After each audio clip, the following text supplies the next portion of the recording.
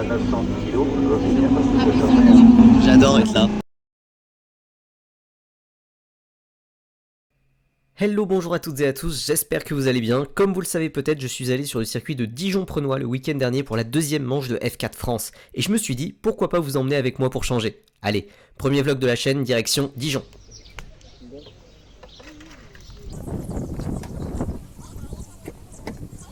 Petit passage sur l'aire de repos et puis après, dans 2 heures, on est à Dijon, au circuit de Dijon-Prenois. Vu qu'il est 14h10, on devrait du coup arriver à 16h25. Le départ de la course est prévu à 16h50, donc je pense que ça va être short. Si on arrive... quand on arrive, je pense que de toute façon, les pilotes ils seront tous dans la voiture, ou sur la grille, ou déjà partis. Donc, on va voir ce que ça va donner. J'adore la F4 France, c'est l'une des très rares formules de promotion à loger tous les pilotes à la même enseigne avec 30 pilotes pour la même équipe, la FFSA Academy qui a révélé Gasly, Hadjar et bien d'autres. Et il y a 3 courses par week-end et la première a déjà eu lieu. On l'avait commenté le matin même sur Twitch avec la rediffusion toujours disponible sur YouTube évidemment. Qu'est-ce que tu viens de récupérer? Passe Média SRO. On est journaliste ou pas nous? Bon, par contre, il n'y a pas de place au parking, du coup, il va falloir se garer là et marcher. Et marcher vite, puisque il y a la course dans quoi, 20 minutes. La classe. Un badge en plus à la collection. Alors, par contre, hop. On est arrivé au circuit de Dijon, Prenois au stade automobile même devrais-je dire. Donc il est 16h32, la course commence dans 20 minutes. Bon, les pilotes sont tous dans les voitures je pense, mais on va voir le départ. Alors ma prédiction pour la course 2, c'est la course à grille inversée. Du coup il y a Rintaro Sato qui part en pole position, mais je le sens pas vraiment. Par contre Arthur Dorisson, il part devant, il a gagné la course 2, donc la dernière course à grille inversée à Nogaro aussi. C'est dur à dire de savoir son rythme de course vu qu'il a abandonné très rapidement en course 1. Donc, mais je vais partir sur Dorisson quand même, parce qu'il y a tous les hommes forts de la course 1, style Mas, Roussel, Munoz, Perard. Tous ceux-là, ils partent assez loin. Donc normalement, peut-être qu'ils peuvent aller chercher le podium, mais voilà, pour la victoire, je vais partir sur Dorisson, je pense.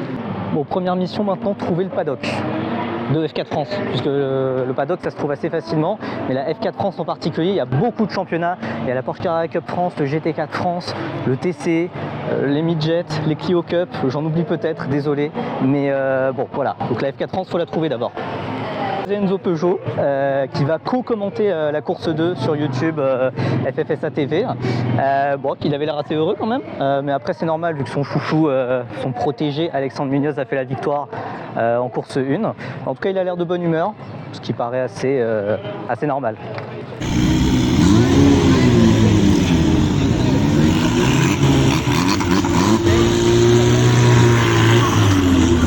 Le circuit de Dijon-Prenois, théâtre de 7 grands prix de F1 entre 74 et 84, offre pas mal de dénivelé. Le point de vue que nous trouvons avec Alexandra et Robert, les parents d'Andy Consani, jeune pilote Mercedes engagé ici en F4 France, est parfait pour suivre la course.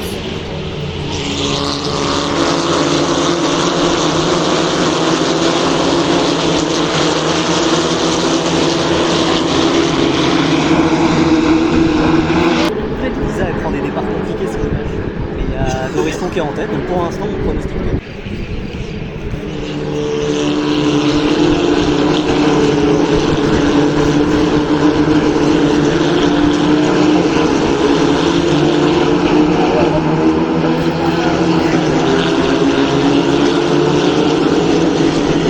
Il va y avoir plein de grosses différences sur la course 2 parce qu'il y a des pilotes qui ont sauvé leur pneu neuf, leur dernier train de pneu neuf pour la course 3, style Munoz, style Consani, etc. Puisqu'ils ont plus gros à jouer sur la course 3. Du coup, il va y avoir des grosses différences de performance en fait. Oh, c'est splendide. Oui, d'accord. Il y a 3 voitures au tapis, je crois que c'est Carvalho, Proenca, Chen, c'est quasiment les 3 mêmes qu'à la course 1. Voire même c'est les mêmes en fait. Attends, je crois que c'est les mêmes. Non, peut-être Chen c'est un incident séparé à la course 1, mais c'est les 3 mêmes, ça va faire de safety car. Ouais. Il est reparti. Il est reparti, ok.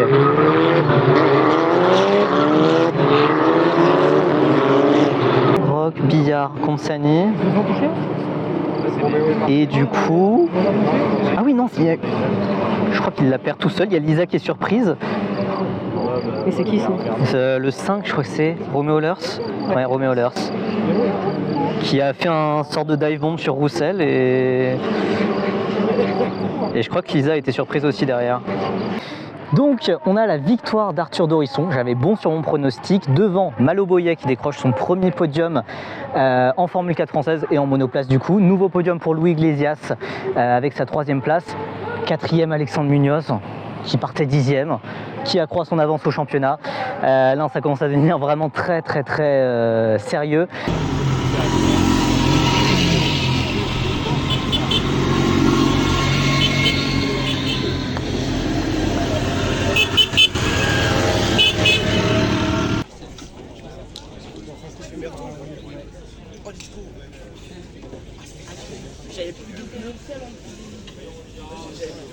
Là c'est extrêmement important, je fais le tweet pour, peut-être pas avec le panneau interdit de fumer. Donc, clac, hop. Là vous voyez les backstage de mes tweets, c'est un moment assez historique. Hein. Je dis quoi ? Bien arrivé à Dijon, tout droit, la deuxième manche de la F4 France. Ouais, bien arrivé sous le soleil de Bourgogne, c'est peut-être un peu trop poétique, je sais pas. Allez, sous le soleil bourguignon. Tu veux pas que je te prenne en photo avec?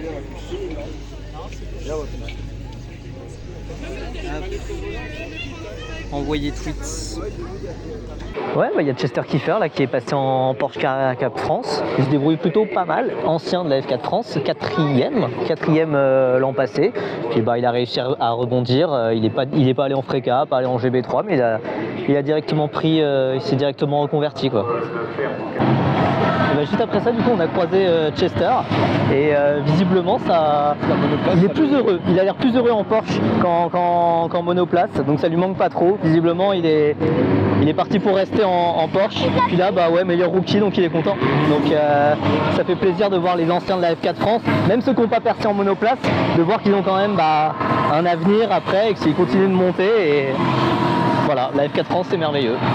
Il y a une Peugeot qui est là partout et qui est aux anges, de toute façon avec la perte de Munoz. Voilà. On a un peu parlé de la Freca aussi forcément. Donc les courses, ça se passe très bien. On est tous d'accord là-dessus, que c'est le seul à dépasser, on est tous d'accord là-dessus. Mais voilà, en qualification il reste encore des choses à régler. Mais ça viendra, il reste 9 week-ends, donc c'est ça, il peut se rassurer sur ça.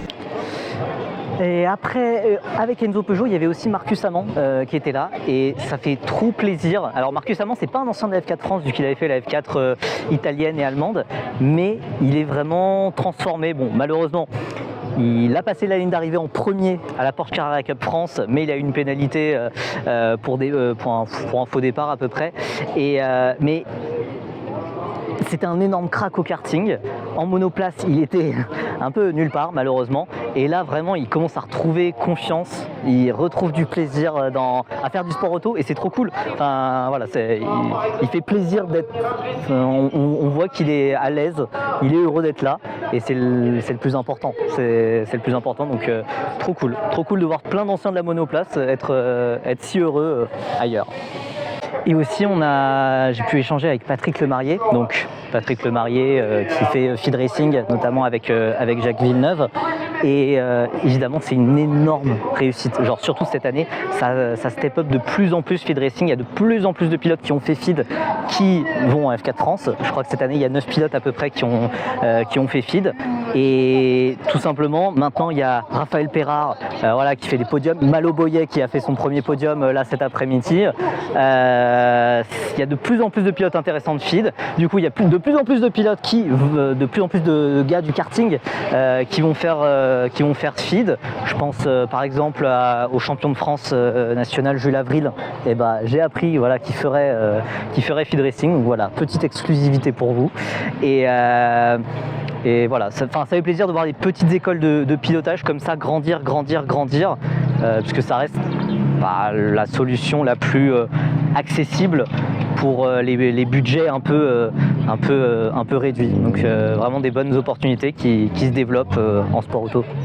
Et il reste donc une course 3, la course 3 avec encore Alexandre Munoz, le seul, qui partira en pole position, devant Montego Mas, devant Jules Roussel, devant Raphaël Perard.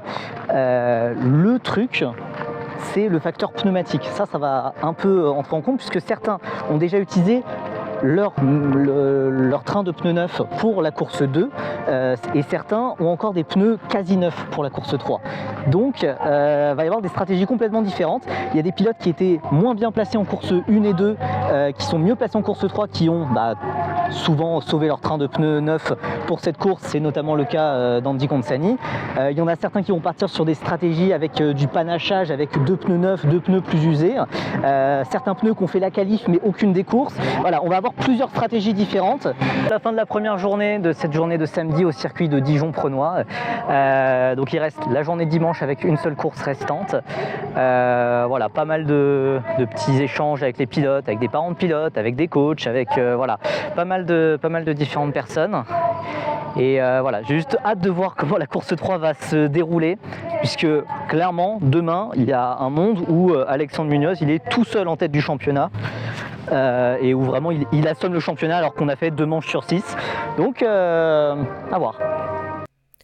Même rentré à l'hôtel, le travail ne s'arrête pas. C'est le moment d'écrire le débriefing pour feederseries.net qui sera publié lundi matin ensuite.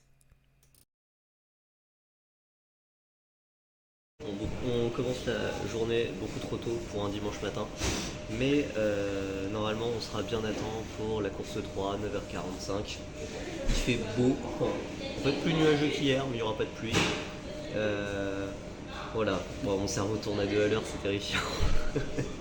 Mais ça, je serai plus réveillé dans 1 heure, promis. Eh bien, on arrive au circuit, là, derrière.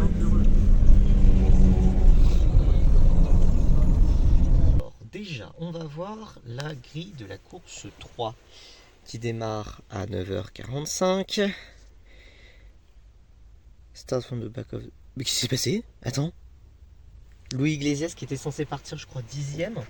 Il part dernier. Bizarre l'ambiance, ok.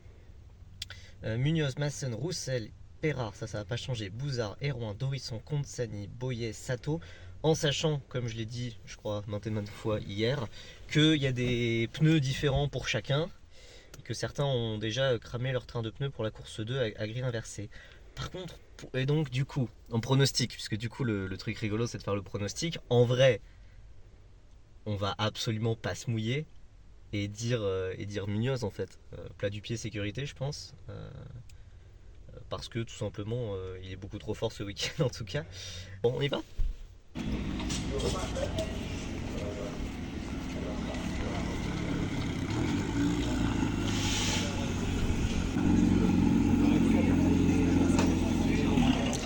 Ouais, un peu dur les commissaires, hein, mais du coup on passe de 10e à 30e pour la pénalité pour la collision avec Perard en course 2. Bon, il va faire le spectacle on va dire.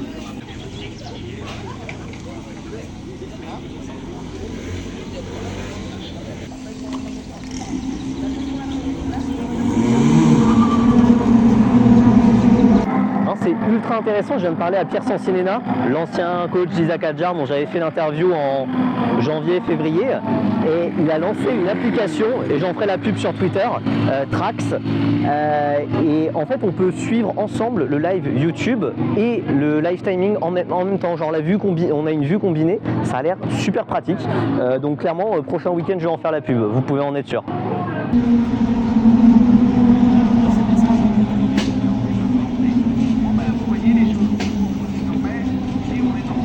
Ça fait toujours giga expert de prendre des photos des pneus et tout, ça fait genre je m'y connais. Mais du coup en vrai la grosse particularité à Dijon-Prenois, c'est qu'il y a énormément de virages à droite. Du coup c'est les pneus gauche qui prennent tout. Et donc là il y a plein de pilotes, pas tous hein, mais il y a plein de pilotes qui font 2 pneus quasi neufs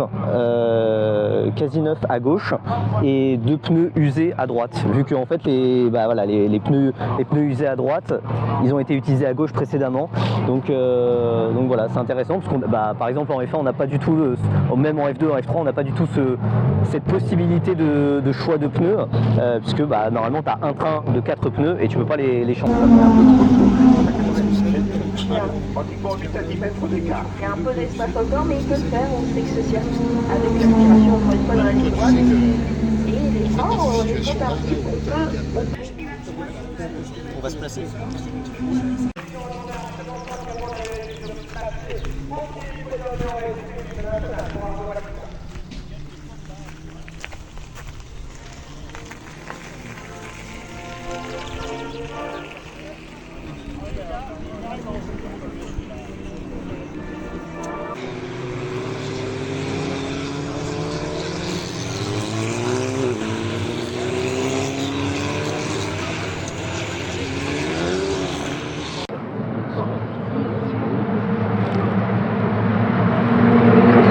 Allez, Munoz Massen.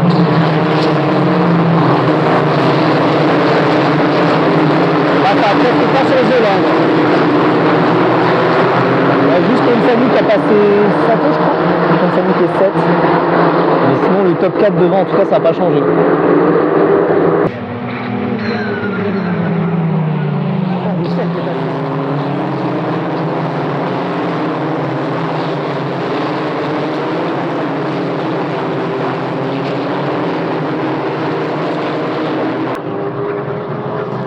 Il monte le replay.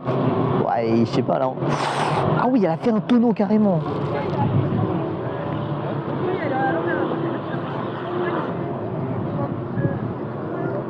Ouais, Pro NK.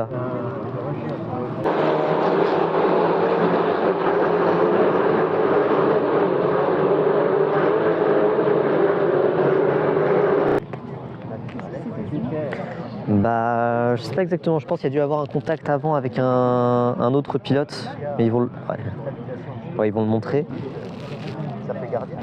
Genre ici, mais on voit à la fin de l'action, il y a une autre voiture qui est au ralenti, j'arrive pas à voir qui c'est, j'arrive pas à voir le numéro.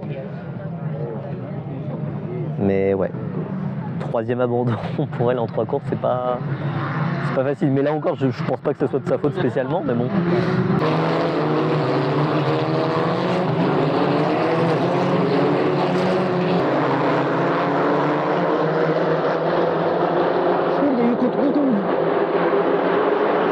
Pas pu voir qui c'était.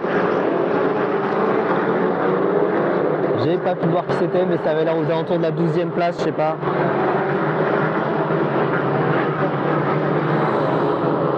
Ah non, c'est pas dans les pilotes de tête en tout cas. Il y a Consani et Sato qui étaient à la lutte, non c'est pas eux. Ah non, Lisa Billard. Et je crois que c'est un contact avec Hugo Martiniello qui a perdu quelques places aussi. Garo là, Consani s'est fait avoir, il a essayé de passer Bouzard qui était plus lent devant lui et on n'a pas vu le dépassement, mais il s'est fait à la fois passer par Sato et Giacardi qui a gagné 2 places dans l'affaire, bon jackpot. Et c'est la même erreur, qu'Ano Garo. Il en veut trop, il se fait avoir par les gens de derrière. Et une course 3 vraiment sympa avec encore une victoire, la 4e de la saison déjà d'Alexandre Munoz qui a fait la totale, pole position, meilleur tour, tous les tours menés, grand chelem. Bon voilà, il est quand même un peu inquiété quand même sur la première moitié de course, mais au final après la safety car il est parti, on l'a plus jamais revu. Roussel 2, Massen 3, Raphaël Perard encore, j'aime vraiment bien ce que je vois. Raphaël Perard du coup 4e, meilleur rookie, il finit juste derrière Massen pour peu. Malheureusement le dernier tour entaché d'une collision entre Arthur Dorisson et Guillaume Bouzard qui était 5e, qui avait passé Dorisson. On verra s'il y aura peut-être une enquête au sujet de Dorisson qui a franchi lui la ligne d'arrivée en tant que 5e. Il y a eu des belles remontées quand même au sein du peloton. Ryan Caretti et Louis Iglesias partaient de la dernière ligne tous les deux. Ils ont fini 10e et 13e, donc grosse performance de la part des deux. Côté des pilotes féminines, malheureusement un petit peu compliqué. Course compliquée. Lisa Billard jouait le top 15, voire même au vu des incidents devant, elle aurait peut-être pu jouer le top 10, mais il y a eu un contact avec Hugo Martiniello.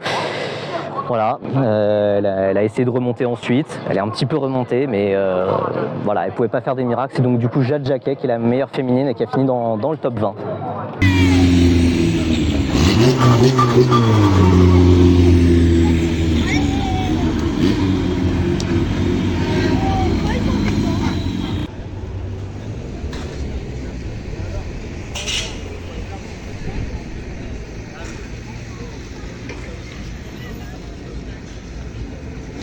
C'est assez proche là. Ouais, mais un peu plus proche, je pense. Bon bah félicitations Raphaël, Merci. encore une très belle course. Tu fais 4e, tu finis à ça du podium, Ouais. encore. Mais encore une fois des gros points marqués. C'est un super week-end pour toi. Oui, c'est sûr que c'est un bon week-end dans sa globalité. Je suis arrivé ici avec des objectifs, fallait marquer des points. Et j'ai marqué des points. Après, voilà, j'ai optimisé mes chances. J'ai tout fait bien. Après, il y a eu un petit accrochage hier qui m'a empêché de marquer des points avec un autre pilote, mais bon, c'est du passé. Là, je me suis concentré sur cette course et je suis arrivé, voilà, je voulais marquer des points. Après, c'est sûr que je suis un peu déçu de rater le podium, mais bon, c'est un bon week-end globalement. Tu es le meilleur rookie là au championnat. Est-ce que tu t'attendais déjà à être aussi bien placé sur le début de saison ? Alors honnêtement, je suis arrivé à Nogaro, je savais que j'allais être quand même assez performant dans le top 10 surtout en voyant les tests hivernaux qu'on avait fait avec tous les autres pilotes. Mais honnêtement non, je m'attendais quand même à être un peu plus loin, donc c'est que des bonnes surprises. Donc maintenant qu'est-ce que tu vises pour les 4 prochains meetings? Qu'est-ce que tu vises des Spa-Francorchamps?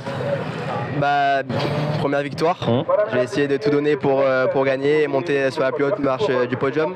Et puis après, c'est comme tous les week-ends, hein, le championnat est long, c'est de marquer des points, de pas se sortir, de voir le drapeau à demi après chaque course. Et puis voilà, je fais de mon mieux et on verra à la fin du championnat. Où est-ce que tu penses justement pouvoir t'améliorer pour chercher les petits derniers dixièmes, où est-ce que tu peux t'améliorer? Je pense que c'est juste une question de faire les courses et d'engrainer de l'expérience et d'apprendre des toutes petites erreurs, des petits grains de sable qui pour l'instant qui m'empêchent d'aller chercher cette victoire, mais je sais que je vais apprendre de ces erreurs et c'est juste une question de temps avant d'être là-haut. Ok, merci beaucoup. Merci beaucoup. Après l'interview, on a continué à parler avec Raphaël Pérard, 3e au championnat et meilleur rookie. Un profil vraiment intéressant qui a commencé plutôt tardivement en karting, débarquant très vite en X30 senior et décidant d'aller se former au contact des meilleurs, en Italie en étant parfois le seul français engagé. Les débuts n'ont pas forcément été évidents, mais il y a énormément appris et a vite grimpé la hiérarchie là-bas, de l'autre côté des Alpes. Mais Pérard n'est pas le seul occitan à avoir brillé. Dès son arrivée dans le paddock, de retour du podium, je vais trouver le très impressionnant leader du championnat, Alexandre Munoz. Bon, encore félicitations, 4e victoire de la saison en 6 courses, P1, P4, P1. P1, c'est la même chose qu'à Nogaro. Tu marques encore le meilleur tour en course pour la 3e fois du week-end. Ouais. Week-end parfait?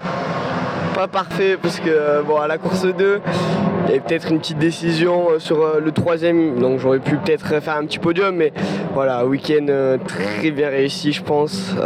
J'ai fait au maximum pour marquer le plus de points. Et ça s'est bien passé. À Nogaro, j'ai loupé un peu les meilleurs tours. J'avais pas cette pensée que le meilleur tour apportait un point. Donc là, je me suis vraiment concentré sur ça ce week-end. Et le rythme était super bon. Donc j'ai pu dérouler un peu sur toutes les courses, quoi. Donc là, alors j'ai même pas calculé l'écart que tu dois avoir au classement, mais ça doit être 40, peut-être 50 points déjà. Ouais, je pense un peu au-dessus des 40. Ouais, je pense, entre 40 et 50.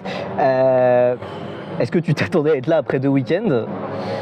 Non, à 40 points, je pense que personne s'attend. En début de saison, le plateau était tellement serré, on l'avait au test hivernaux.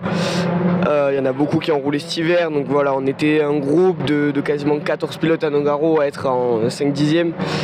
Donc il faut être à la limite tout le temps, il faut être présent dans les bons moments et pour l'instant ça se passe bien, c'est pour ça que je suis devant, mais je pouvais pas m'attendre à un tel début de saison et à une telle avance après 2 courses. Parce que justement on en avait un peu parlé hier, mais tu as été 17e l'an passé, tu as été le plus jeune du championnat aussi, donc tu as commencé au 2e week-end,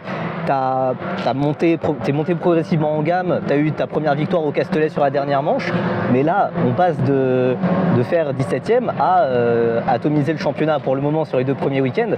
Qu'est-ce qui s'est passé justement pendant l'hiver? Est-ce que tu as beaucoup roulé, c'est ça?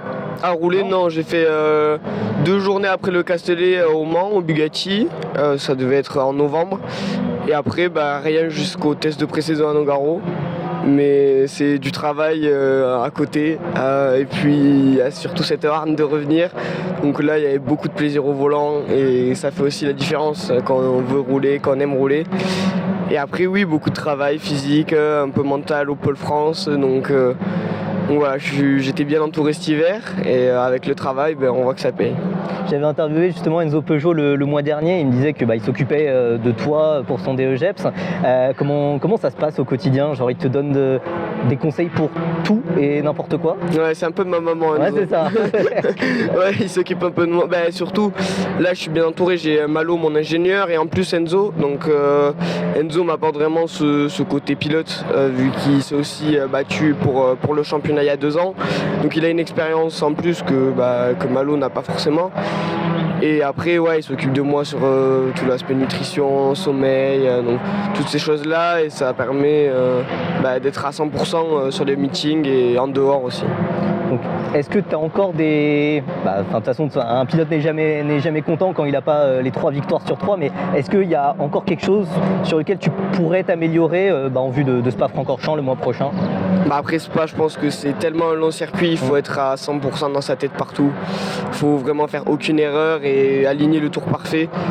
Et pour l'instant, je pense que j'ai réussi à vraiment faire un step sur ça en début de saison. Mais voilà, à Spa, c'est compliqué de sortir le tour, il faut un peu l'aspiration parce que c'est 1 seconde l'aspiration là-bas. Donc ça va être compliqué. Maintenant, on va bosser pour ça et voir quels sont les points clés de la réussite à Spa. Mais je pense que c'est vraiment, vu que le circuit est super long, aligner tout et pas être bon qu'à un endroit, mais vraiment partout sur l'ensemble du circuit, quoi. Ok, bon super. Félicitations encore. Merci.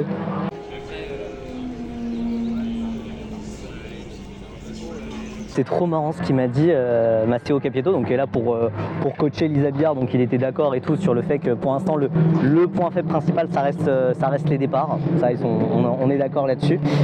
Sinon, plus surprenant, il m'a confirmé qu'il ferait bien la manche de Spa donc le week-end prochain en Freca. Et j'ai appris quelque chose sur le push to pass. Bon, a priori, peut-être ils vont essayer de l'implémenter sur la 2e génération de voitures en 2026. Normalement, ça serait Toyota qui ferait le moteur de la Freca, qui serait renommée Formule Régionale Européenne. Et en fait, j'ai appris une dinguerie. Le push to pass, c'est pas du tout un boost moteur comme j'ai pu le dire. En fait,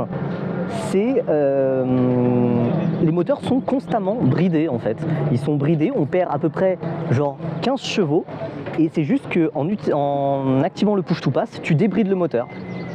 Voilà, donc en fait c'est pour ça que les voitures de Freca sont plus lentes comparées à celles de 2021 quand il n'y avait pas du tout de push to pass, tout simplement parce qu'elles sont constamment bridées. Et voilà, je trouve ça rigolo d'apprendre ça en 2025.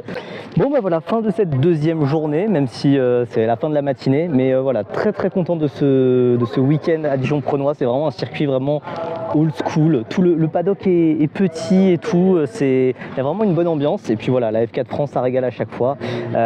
Voilà, j'ai juste hâte de voir la suite de la saison. Normalement pour moi, prochaine fois sur un circuit, ça sera Manicourt, à moins qu'il y ait de la Freca entre temps, mais pour le moment je sais pas trop. Donc en tout cas voilà, j'espère que vous avez bien apprécié ce premier vlog. C'est une première expérience, une première tentative. J'ai essayé aussi d'interviewer des pilotes en vidéo. Voilà, dites-moi comment ça rend. Et voilà, n'hésitez pas à vous abonner, n'hésitez pas à liker la vidéo, etc. Vous connaissez. Et nous on se dit à très bientôt sur Twitter, sur Insta, sur Feeder Series, sur YouTube, sur TikTok, sur Blue Sky et sur Twitch. Bye bye.